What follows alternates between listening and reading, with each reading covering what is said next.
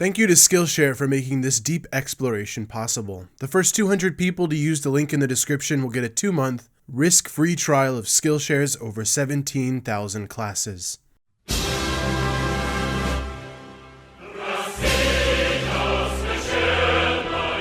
You're looking at the Kremlin in Moscow. It's not a single building, it's a walled-in complex, location of some of Russia's most iconic architecture, and home to the Russian president. Its 500-year-old walls have been witness to the triumphs and the tragedy of Russian history, from the global elation of victory over Nazi Germany to the terror of an estimated 500,000 victims of Stalin's Great Purge. For her 1762 coronation, Catherine the Great, the most powerful woman in the history of Russia, made no hesitation to leave St. Petersburg and to receive the Russian crown in the Kremlin.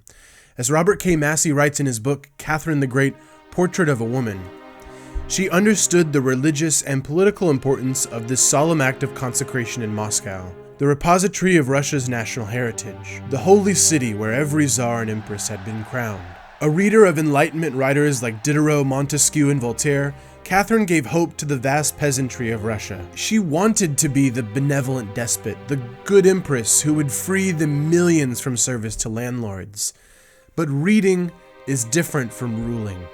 After a revolt of the peasants and rescue from noblemen, Catherine came to understand what many who rule over Moscow come to know: that the arc of Russian history bends between chaos and authority, that in an instant, small doses of positive progress can disappear behind the fortified walls of the Kremlin.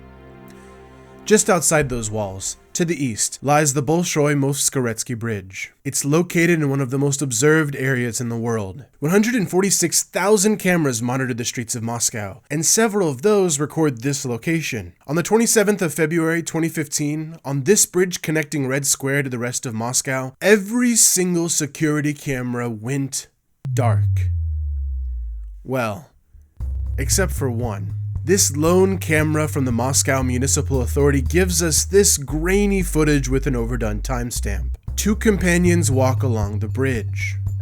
A snowplow pulls alongside them. Clearly something has happened because as the plow pulls away, a new figure appears and runs to a car, while one of the companions lies on the ground.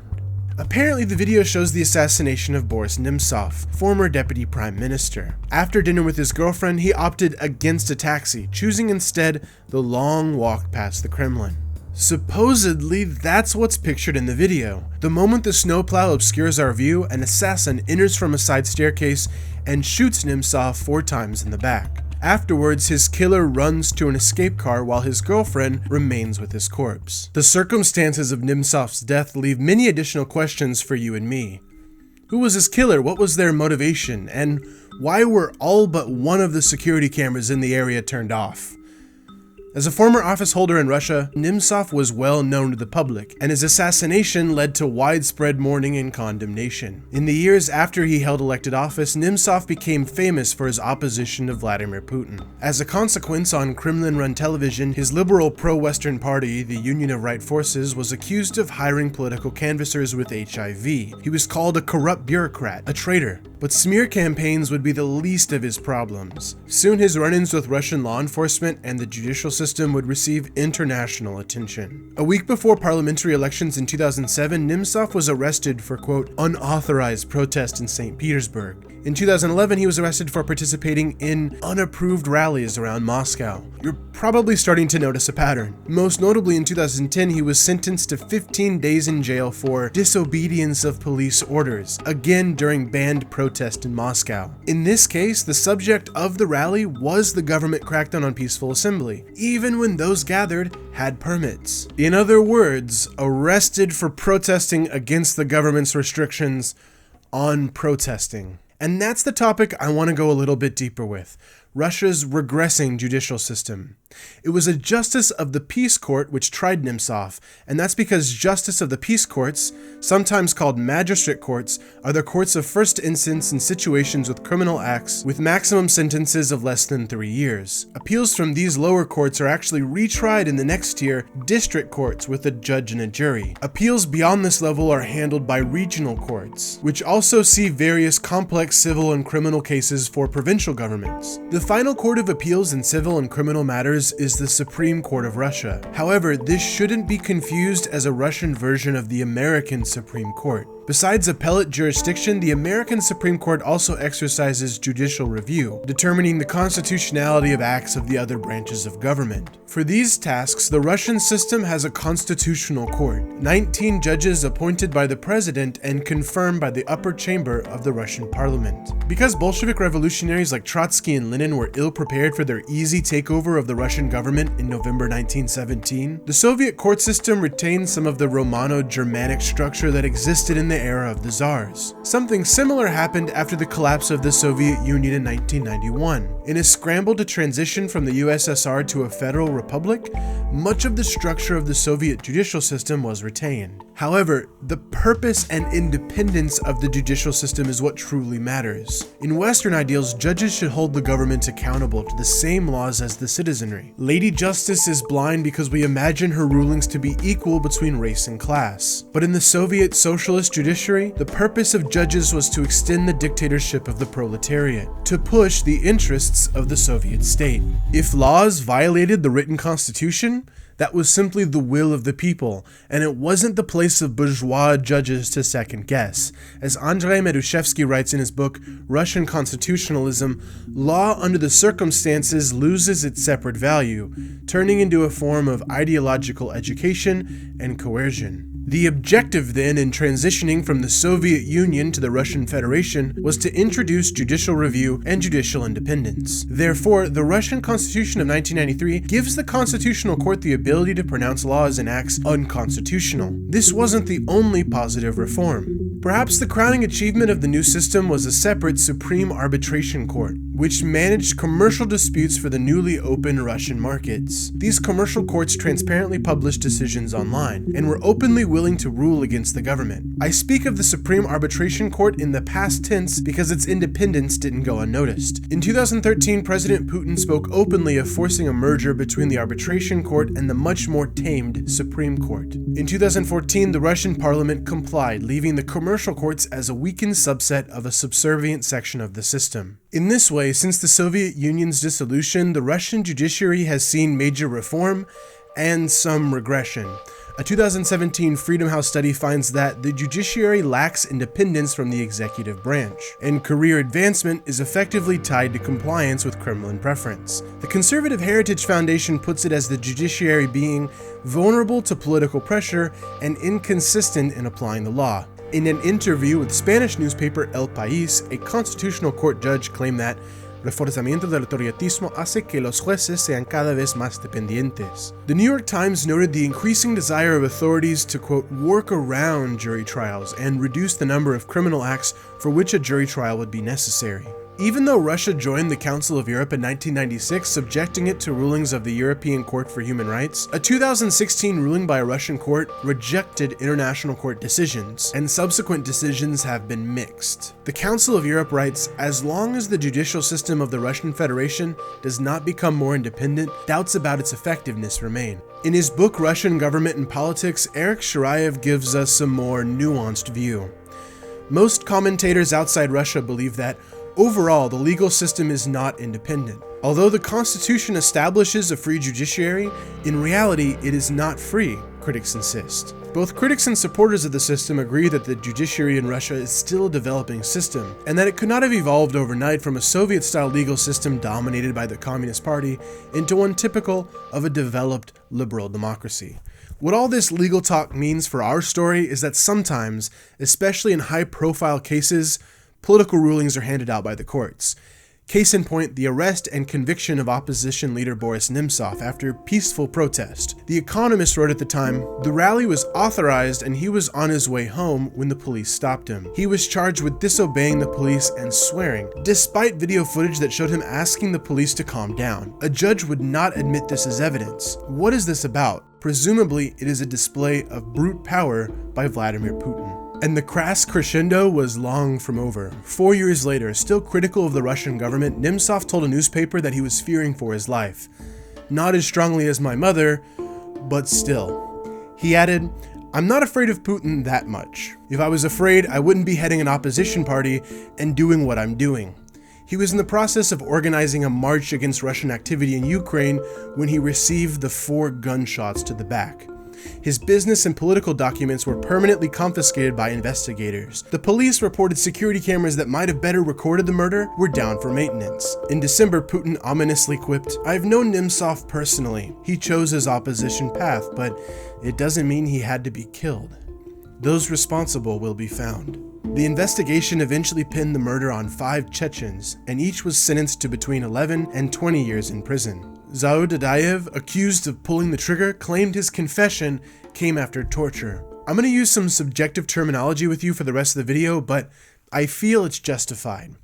Like the judicial system, the Russian prison system retained much of its Soviet structure, meaning it often resembles Gulag Light. Russia has the 4th largest prison population in the world. For any adult convict in Russia, there are 2 possibilities for imprisonment. First, there are traditional celled prisons we would recognize in the West. More often, there's the penal colony, sometimes called the corrective colony. These are by far the most common type of prison and couple imprisonment with forced labor. Often, rather than direct administration, prison authorities designate inmates as the internal disciplinarians. In other words, guards watch the wall, while a few select prisoners impose strict, often inhumane conditions within the colony. As is tradition in Russia since the 1500s, being imprisoned often literally means being sent far, far away, sometimes literally to Siberia.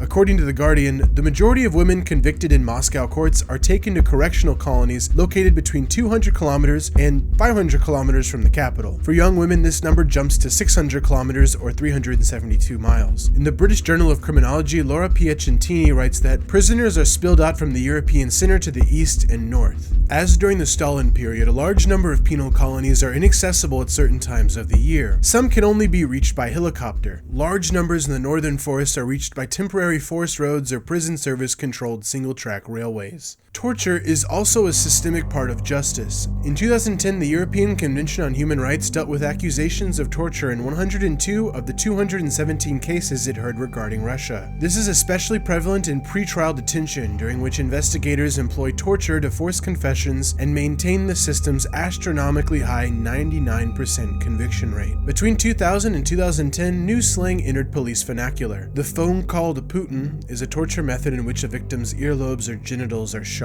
Also common were beatings accompanied by suffocation, forcing heads into latrines, and sleep deprivation. Amnesty International found the torture of women to be especially prevalent, including rape, sometimes through penetration with foreign objects. As Polina Lavina writes in New Criminal Law Review, although the presumption of innocence may exist in principle, in practice the system perpetuates a presumption of guilt. The impetus to find the accused guilty is so strongly embedded within the institutional structure that torture merely becomes the mechanism by which to achieve this end. This all comports with the idea of a weakening judicial system.